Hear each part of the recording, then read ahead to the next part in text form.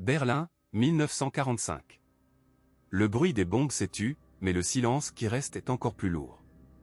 Dans une rue éventrée, entre des façades noircies et des fenêtres béantes, un homme marche en tenant un vieux sac de toile comme on tiendrait une boîte noire après un crash.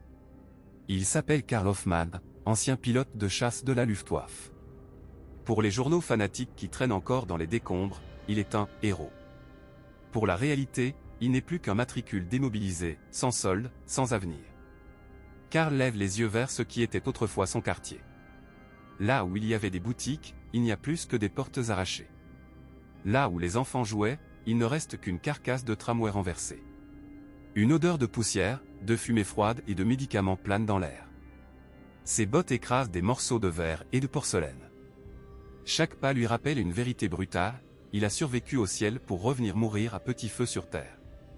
Arrivé devant un immeuble à moitié éventré, il s'arrête. Le numéro est à peine lisible. Il inspire, comme avant d'entrer en piqué, et grimpe lentement les marches bancales. Au 3e étage, une porte tordue le regarde comme un reproche silencieux. Il frappe. La poignée tourne avec difficulté. Une femme apparaît, le visage creusé, les traits durs, mais les yeux encore clairs. Anna. Sa femme. Karl. Souffle-t-elle, entre soulagement et colère retenue.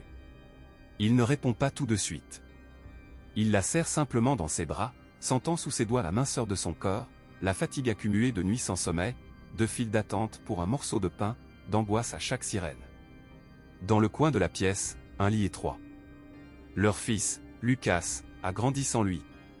Il se dresse, hésitant, ne reconnaissant qu'à moitié cet homme en uniforme défraîchi. Papa. Ce mot le frappe plus fort qu'un impact de flaque. Il sourit, mais son sourire tremble.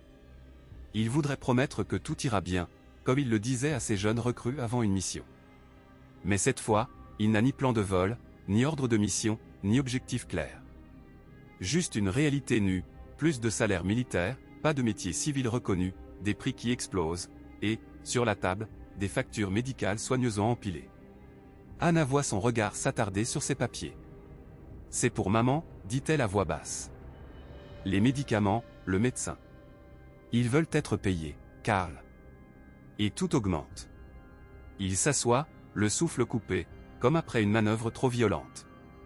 Dans le ciel, le danger était partout, mais il connaissait les règles, altitude, vitesse, carburant, angle d'attaque. Ici, tout lui échappe. Les chiffres, les dettes, les rations.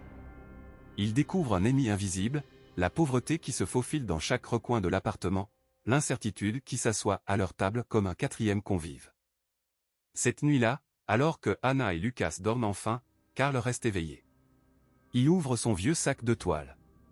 À l'intérieur, ses carnets de vol, tachés d'huile et de sueur, et quelques cartes aériennes froissées. Il les étale sur la table. Des lignes, des trajectoires, des notes au crayon, vitesse, temps de trajet, routes alternatives pour éviter la DCA et les chasseurs ennemis. Il se surprend à suivre du doigt un ancien itinéraire, comme s'il était encore en mission. Et une pensée, d'abord floue, commence à se dessiner. Toutes ces heures passées à calculer, anticiper, optimiser des routes dans le chaos, tout cela ne pourrait-il pas servir à autre chose qu'à la guerre? Tandis que la lumière vacille sur le papier jauni, une question sourde le traverse. Au milieu de tout ce qu'il a perdu, n'y a-t-il vraiment rien qu'il puisse transformer en ressources?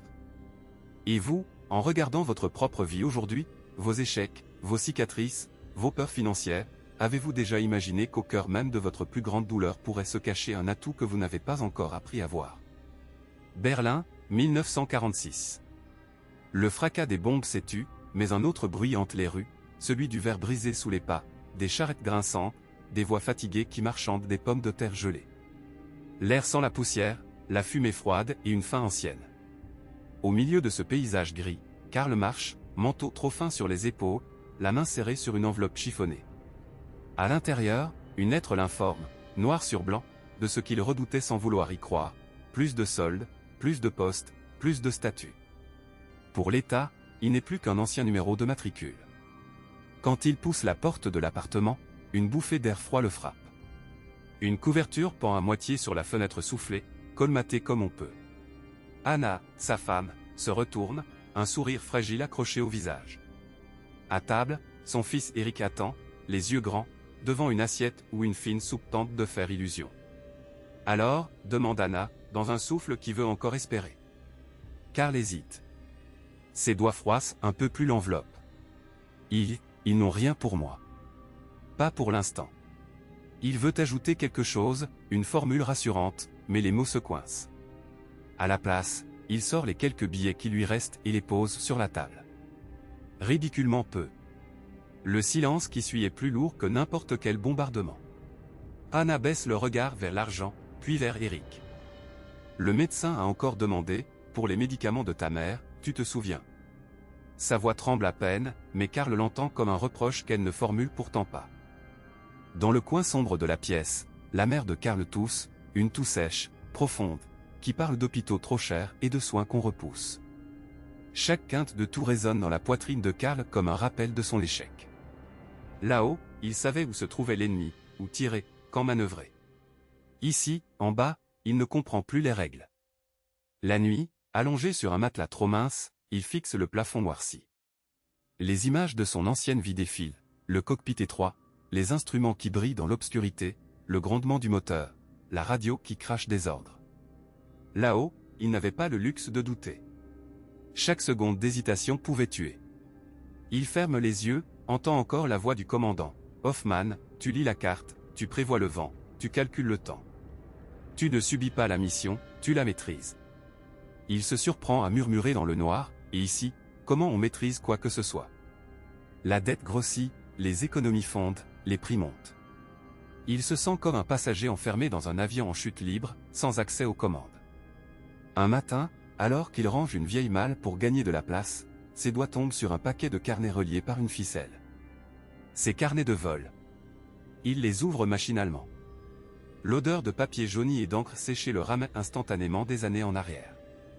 Sur les pages, des tracés précis, des trajectoires, des annotations, vitesse, altitude, vent dominant, point de repère, temps de parcours entre deux villes détruites aujourd'hui mais encore bien là sur ses cartes. Il reste longtemps debout, immobile, la main ouverte à ses pieds. Berlin-Varsovie, Berlin-Paris, Berlin-Oslo. Chaque ligne est un souvenir, et soudain, autre chose. Une petite étincelle, presque honteuse compte tenu de tout ce qu'il a perdu, clignote dans son esprit. Il plisse les yeux, refait mentalement l'un de ses trajets.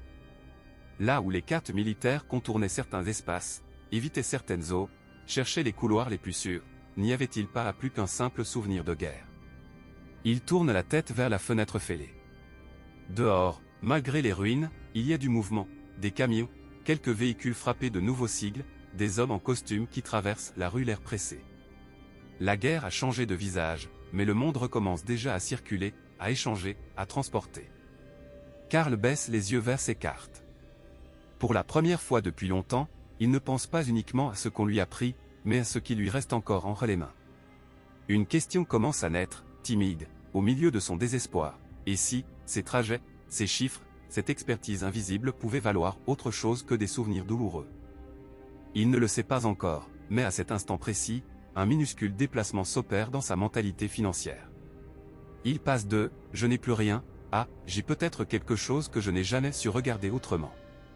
Reste à découvrir comment transformer ces lignes d'encre en pain sur la table, et surtout, comment convaincre un monde en reconstruction de les prendre au sérieux. Berlin, hiver 1946.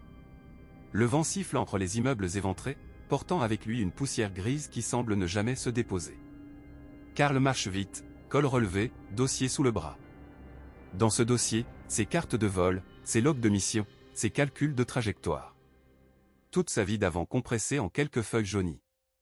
Il pousse la porte du bureau d'un fonctionnaire chargé de la réinsertion des vétérans. L'odeur de tabac froid et de papier humide le frappe immédiatement. Derrière un bureau encombré, un homme en costume usé lève les yeux par-dessus ses lunettes. Non? Karl Hoffman. Ancien pilote de chasse, escadrille 7. Le fonctionnaire hoche vaguement la tête. Compétence civile? Karl ouvre son dossier, étale ses cartes, pointe du doigt les trajectoires tracées à la main, les notes de météo, les temps de vol. Planification de routes aériennes. Calcul de carburant.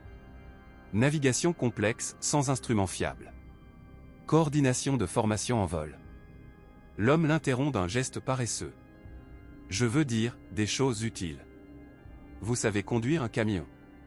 Connaissance en charpente. Mécanique. Karl sent ses mâchoires se crisper. Il désigne de nouveau ses cartes. J'ai traversé l'Europe de nuit, avec des moteurs à moitié morts et des radios qui lâchaient. J'ai ramené des hommes vivants dans des conditions impossibles. Ça doit bien valoir quelque chose. Le fonctionnaire pousse un soupir, range les feuilles en tassant même les regarder. Monsieur Hoffman, la guerre est finie. Tout ça. Il tapote le dossier du bout des doigts. Ce sont des souvenirs.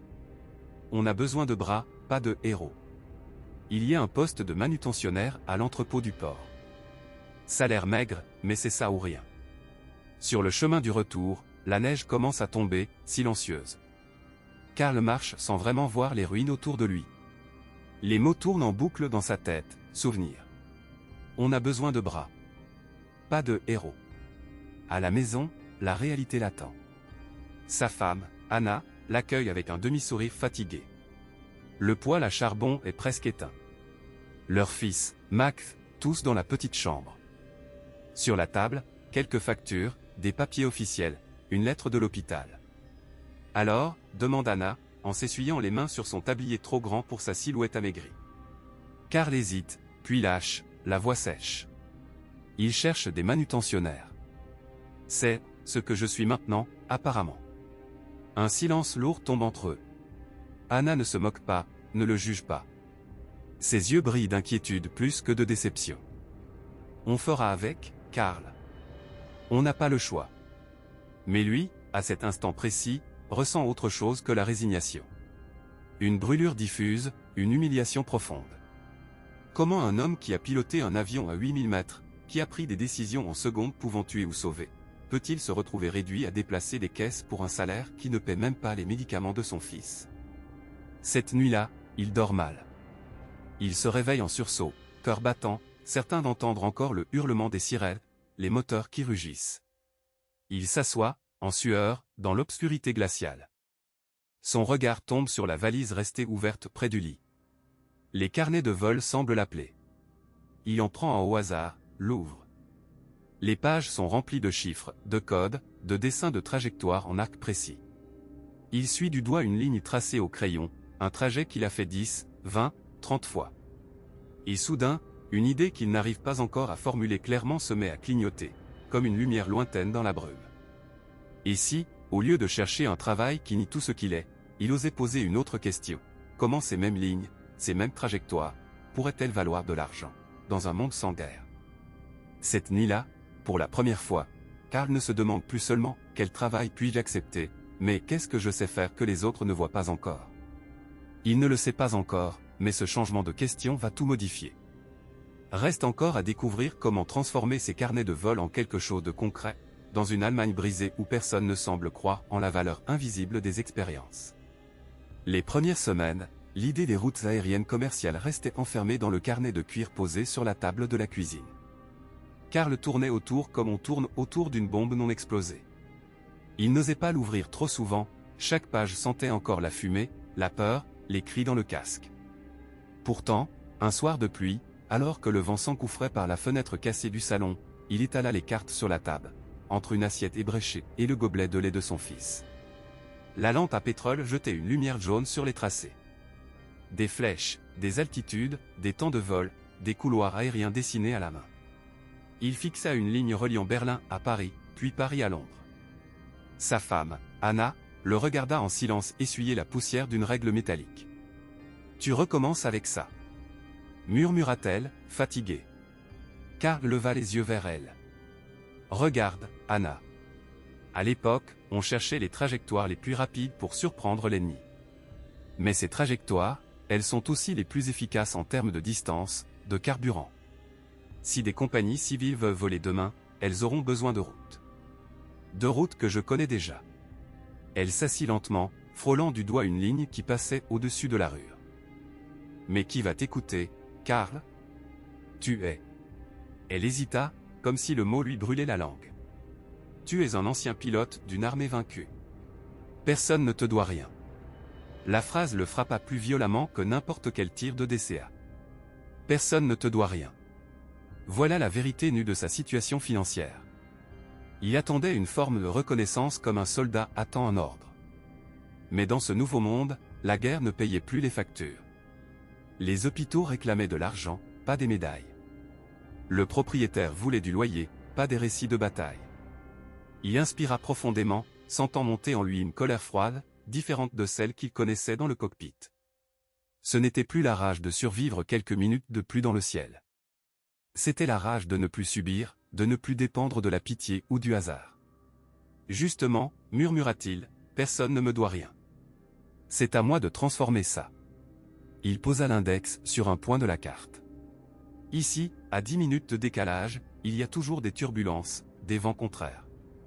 On a perdu des avions là-bas. Si une compagnie civile scie cette route sans le savoir, elle va gaspiller du carburant, prendre du retard, perdre de l'argent. Moi, je le sais. Anna le dévisagea, intriguée malgré elle.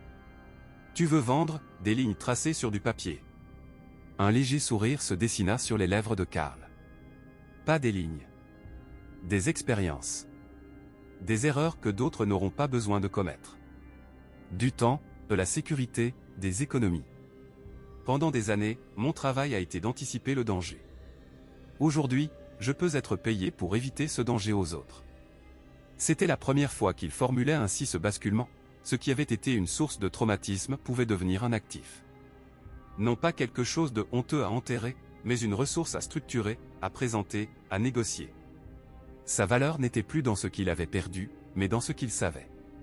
Il se surprit à faire mentalement le calcul, tant de minutes gagnées par vol, multipliées par le nombre de trajets par semaine, par le prix du carburant qui montait. Chaque amélioration de route devenait un chiffre, pas seulement un souvenir. Un bénéfice possible pour une entreprise, et donc une base de négociation pour lui. Il releva la tête. Tu te rends compte, Anna? Pendant des années, on m'a dit ce que je valais, un grade, une solde, une décoration. Aujourd'hui, personne ne me dit plus rien. C'est terrifiant, mais c'est aussi une chance. C'est à moi de définir combien vaut ce qu'il y a dans ce carnet. Elle resta silencieuse un moment, puis demanda d'une voix plus douce. Et si tu te trompes? Si personne n'en veut? Il baissa les yeux vers les cartes. La peur du rejet, de l'échec, lui serrait la gorge. Il savait piloter en pleine nuit sans lumière, mais faire frapper à une porte avec un dossier sous le bras lui paraissait presque plus dangereux. Alors je serai au même point qu'aujourd'hui, répondit-il lentement. Pauvre, endetté, inutile. Mais si j'essaie, peut-être pas. Dehors, la pluie s'intensifiait, martelant les toits comme un roulement de tambour. Entre le tic-tac d'une vieille horloge et les ronflements du petit dans la pièce voisine, Karl sentit se former en lui une décision. Une nouvelle sorte de mission. Non plus donnée par un supérieur, mais choisie. Et tandis qu'il rangeait ses cartes dans le carnet, déjà, dans un coin de son esprit, une autre bataille se dessinait, à qui parler en premier. Comment présenter son idée sans être rejeté d'emblée? Où trouver le courage de monnayer ce qu'il avait toujours donné aux autres sans réfléchir, ses compétences, son sang-froid, sa vision du ciel? Le lendemain, il ferait son premier pas. Mais ce pas-là, Karl était loin d'imaginer où il le conduirait réellement. Les jours suivants, Karl s'accrocha à cette idée comme à une bouée. Le matin, il faisait la queue pour du pain avec Martha et les enfants. L'après-midi, il retournait à la cave pour étaler cartes, carnet de vol, règles de calcul. La nuit, il traçait des lignes au crayon, recalculait des altitudes, murmurait des chiffres pour ne pas oublier. Un soir, Martha descendit avec une bougie. Elle observa le décor, des cartes épinglées aux murs humides, des feuilles couvertes de notes, des trajectoires qui se croisaient comme des toiles d'araignée. On dirait un état-major, murmura-t-elle. Tu crois vraiment que quelqu'un va te payer pour ça, Karl? Il posa le crayon, leva les yeux vers elle. Il avait l'air plus vieux de 10 ans, mais ses pupilles, elles, brillaient.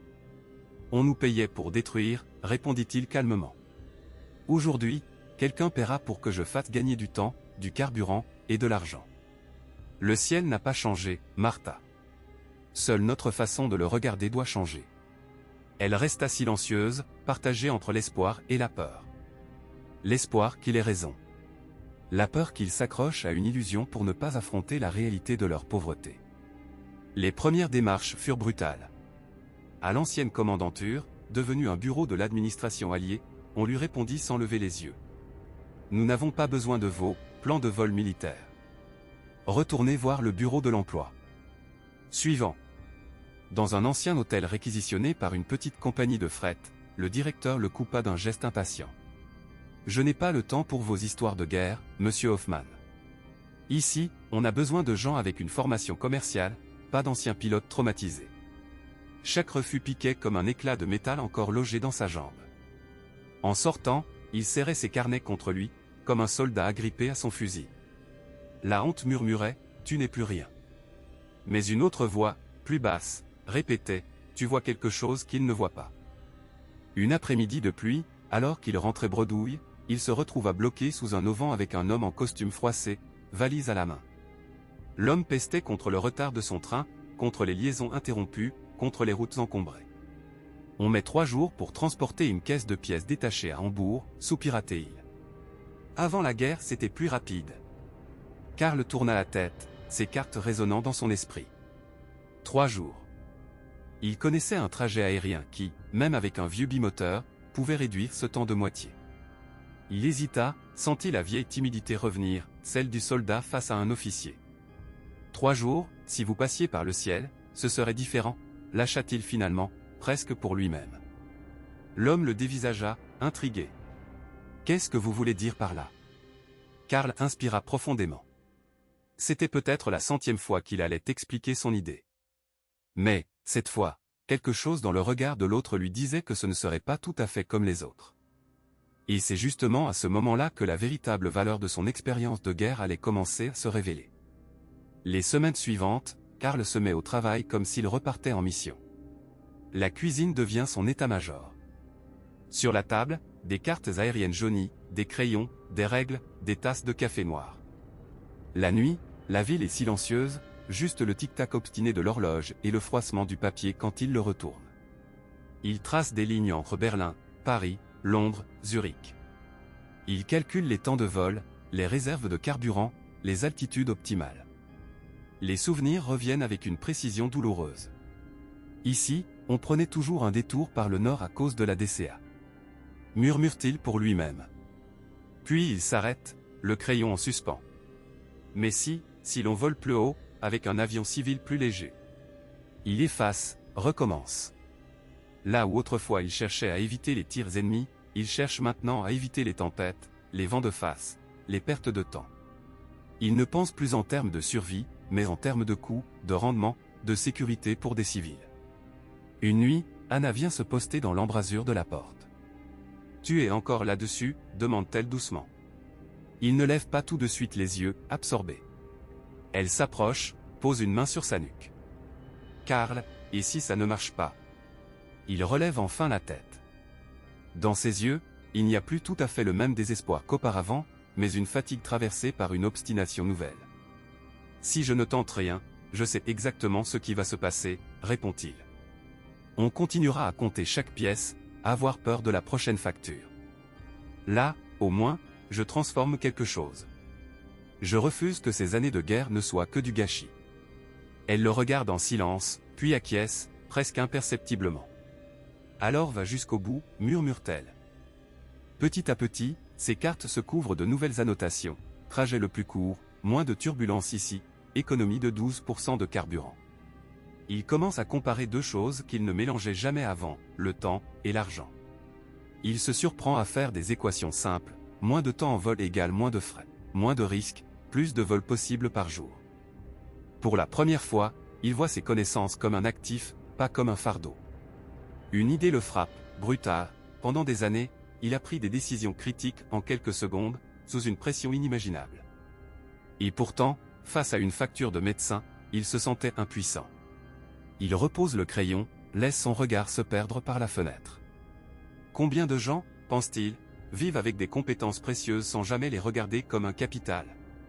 Sans jamais se dire, ça, on peut le transformer en quelque chose qui paie des factures.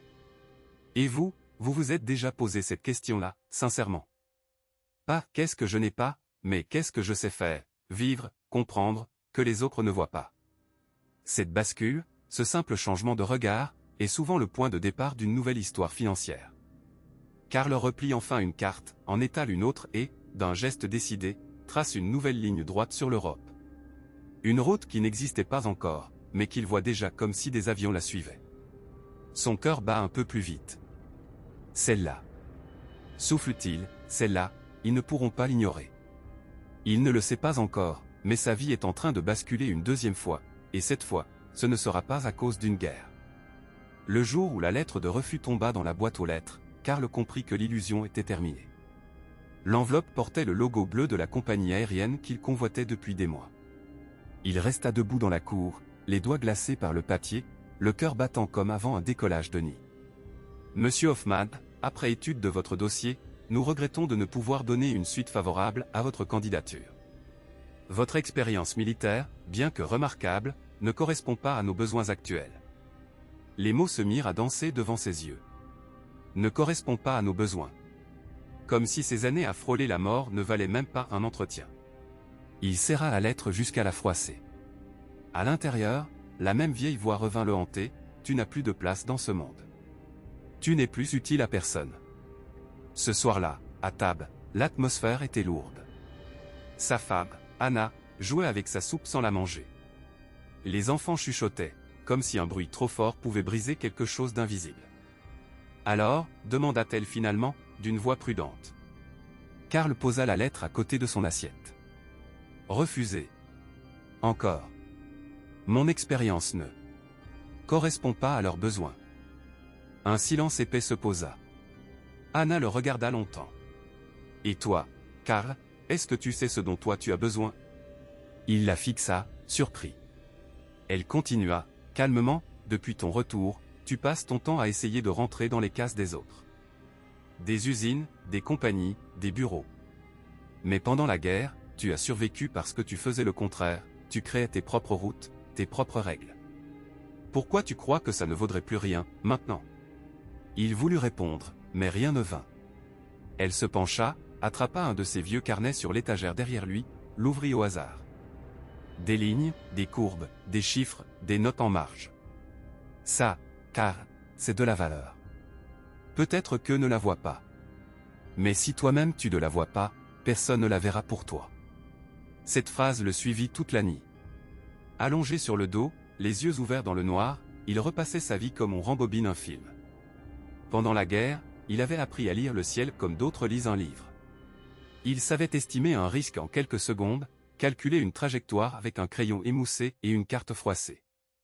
Il savait garder son sang-froid quand tout brûlait autour de lui. Et aujourd'hui, tout ce capital intérieur ne valait rien sur papier. Et si le problème, ce n'était pas ce que je sais faire, mais la façon dont je le raconte, pensa-t-il soudain. Personne ne lui avait jamais parlé de compétences transférables, de valeurs perçues, de positionnement. Ces mots n'existaient pas dans son vocabulaire. Mais l'idée, elle, se mettait lentement en place. Il se leva, alluma la petite lampe de bureau, prit un carnet neuf. Sur la première page, au lieu de dessiner un plan de vol, il écrivit, maladroitement, ce que je sais vraiment faire. Puis, ligne après ligne, il nota ce qui lui venait, analyser rapidement une situation complexe, prendre des décisions sous pression, optimiser un trajet, économiser du carburant, anticiper les dangers invisibles. En le relisant, il remarqua quelque chose qui lui avait échappé jusque-là. Presque tout ce qu'il écrivait parlait, en réalité, d'économiser. Temps. Ressources. Énergie. Risque. Il se redressa, intrigué par sa propre découverte. Toute ma vie, j'ai été entraîné à ne jamais gaspiller. Ni une seconde de vol. Ni une goutte de carburant. Ni une erreur. C'est de la gestion. De la stratégie. De la prévoyance. Un frisson le parcourut. Et si sa guerre intérieure, contre la dette et la peur de manquer, n'était qu'une autre forme de ce qu'il avait déjà fait, là-haut. Gérer le peu. Protéger ce qui compte. Transformer le danger en trajectoire viable. Il se surprit à murmurer, « Peut-être que je ne suis pas aussi pauvre que je le crois. Peut-être que je suis riche de choses que je n'ai jamais appris à compter. » Et vous, dans vos propres tempêtes financières, avez-vous déjà pris le temps de lister, noir sur blanc, ce que vous savez vraiment faire, au-delà de votre métier officiel, de votre diplôme ou de votre salaire actuel?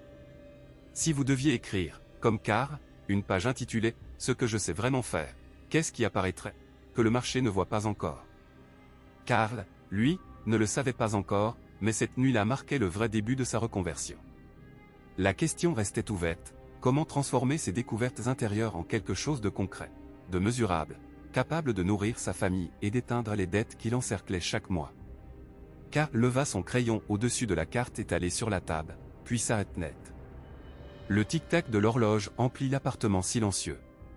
Dans la pièce voisine, il entend le souffle régulier de ses enfants endormis, et, plus loin, la toux sèche de Martha.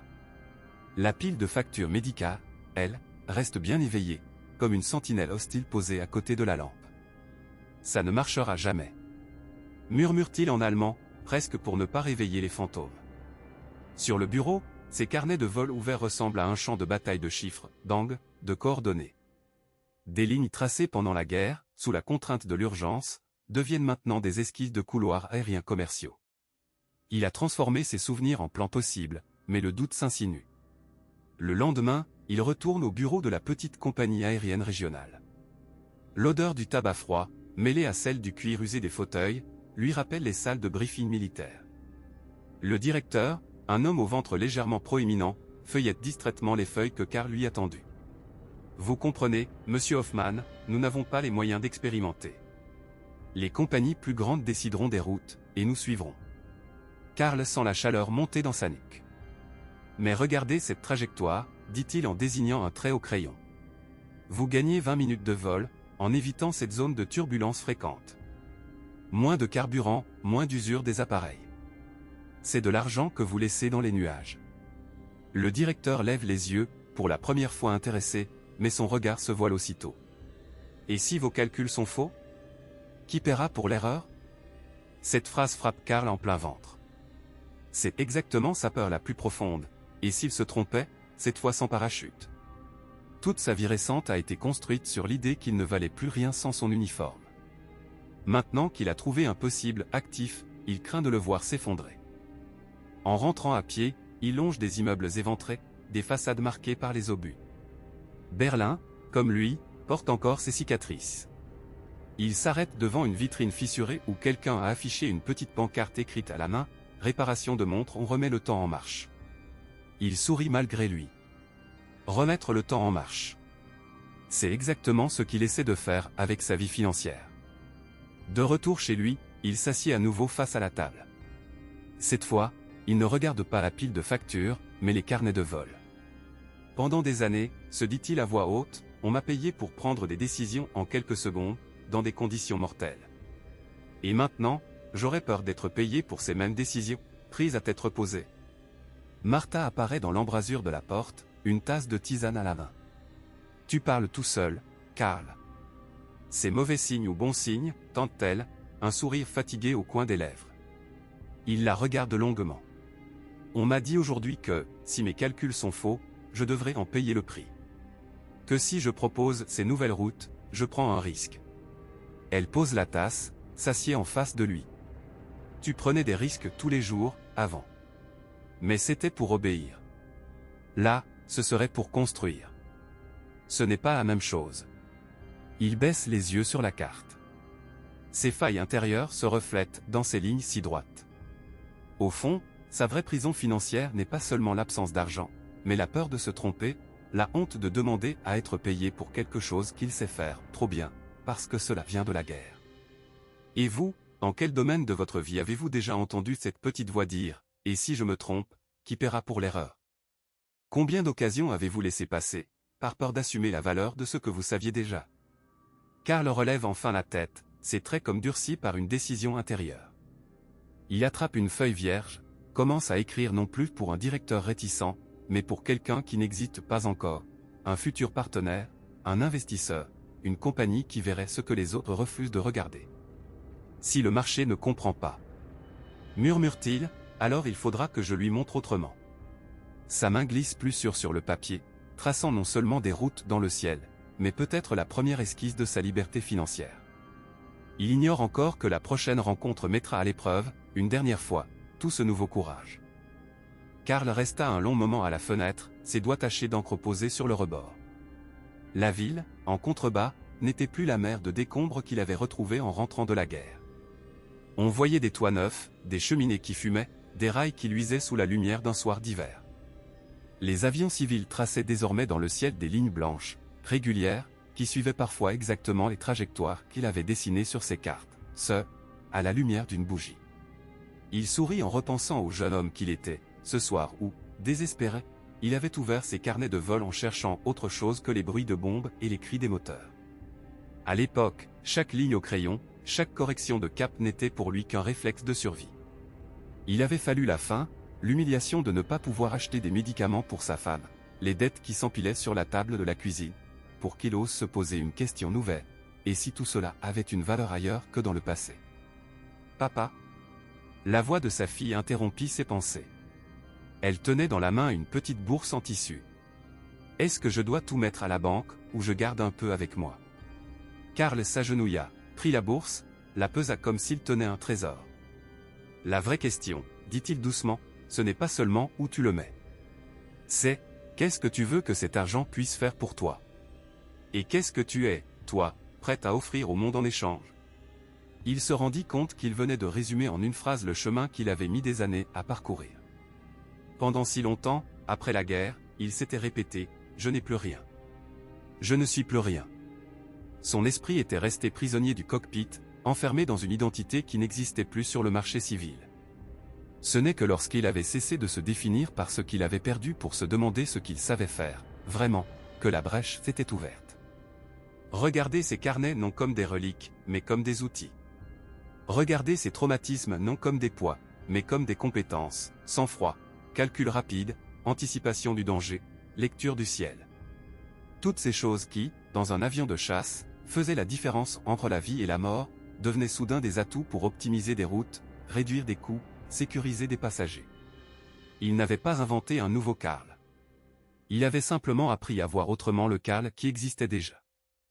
Dehors, un avion passa en grondant doucement. Karl leva la tête. « Tu entends » demanda-t-il à sa fille. « Chaque vol là-haut, c'est un peu de notre histoire. Pas seulement de la guerre. De la façon dont nous avons décidé de la transformer. » Elle fronça les sourcils. « Tu penses encore souvent à la guerre ?» Il inspira, longtemps. « Oui. Mais plus seulement avec peur. Quand j'y pense maintenant, je cherche ce qu'elle m'a appris, pas seulement ce qu'elle m'a pris. Ça, c'est une forme de richesse aussi. » Il pensa à tous ceux qui, comme lui, étaient rentrés avec des cicatrices invisibles, des compétences qu'ils croyaient inutiles, des années perdues, à leurs yeux. Et pourtant, cachées dans ces années, il y avait des ressources uniques, que personne d'autre ne pourrait copier exactement. Le marché, lui, n'avait pas changé de regard. C'était à eux de changer la façon de se présenter au marché. Même longtemps après, lorsqu'il se retrouva enfin à l'abri du manque, Karl garda un rituel. Une fois par an, il ressortait un de ses anciens carnets de vol. Il l'ouvrait, parcourait des pages pleines de chiffres, de notes nerveuses, de petites flèches tracées à hâte. Puis il se posait la même question que le soir où tout avait basculé. Qu'est-ce qu'il y a là-dedans que j'ai refusé de voir comme une richesse? C'était devenu sa boussole intérieure. Car il avait compris que la pauvreté la plus dangereuse n'était pas toujours sur le compte en banque, mais dans le regard qu'on porte sur soi-même. Tant que lui se voyait comme un homme fini, le monde le traiterait comme tel. Le jour où il avait commencé à se voir comme quelqu'un qui détenait un savoir rare, difficile à reproduire, relié à un besoin réel, tout avait commencé à se réorganiser autour de cette nouvelle croyance. Il referma la fenêtre et resta un instant face à nous, comme s'il s'adressait à un spectateur invisible. « Vous savez, dit-il presque à mi-voix, le tournant n'a pas été quand j'ai signé mon premier contrat. Le vrai tournant, c'est quand j'ai cessé de me dire « je n'ai plus rien » et que j'ai commencé à me demander « qu'est-ce que je porte déjà en moi ?» que je n'ai jamais appris à valoriser. L'argent est venu après. Comme une conséquence. Et vous, si vous regardez honnêtement votre propre vie, vos échecs, vos métiers passés, vos douleurs, vos responsabilités, qu'est-ce que vous voyez en premier, le manque, ou les ressources cachées? Est-ce que vous avez déjà pris le temps de feuilleter vos carnets de vol, de nommer clairement ce que vous savez faire mieux que la moyenne, ce que vous avez appris dans la difficulté et que le marché ne voit pas encore? Si cette histoire de Karl a fait écho à quelque chose en vous, si elle vous a donné envie de regarder vos épreuves d'un autre œil, dites-moi, aujourd'hui, quelle est votre plus grande douleur financière, celle qui vous pèse le plus quand la maison est silencieuse et que tout le monde dort. Partagez-la dans les commentaires, que l'on puisse, ensemble, commencer à chercher la ressource cachée qui s'y trouve peut-être. Et si vous voulez continuer à explorer ces histoires vraies de guerre, de ruines et de reconstruction intérieure pour transformer, vous aussi, votre regard sur l'argent et sur vous-même, abonnez-vous. Les prochains récits pourraient bien contenir la carte dont vous avez besoin pour tracer votre propre route hors du chaos financier.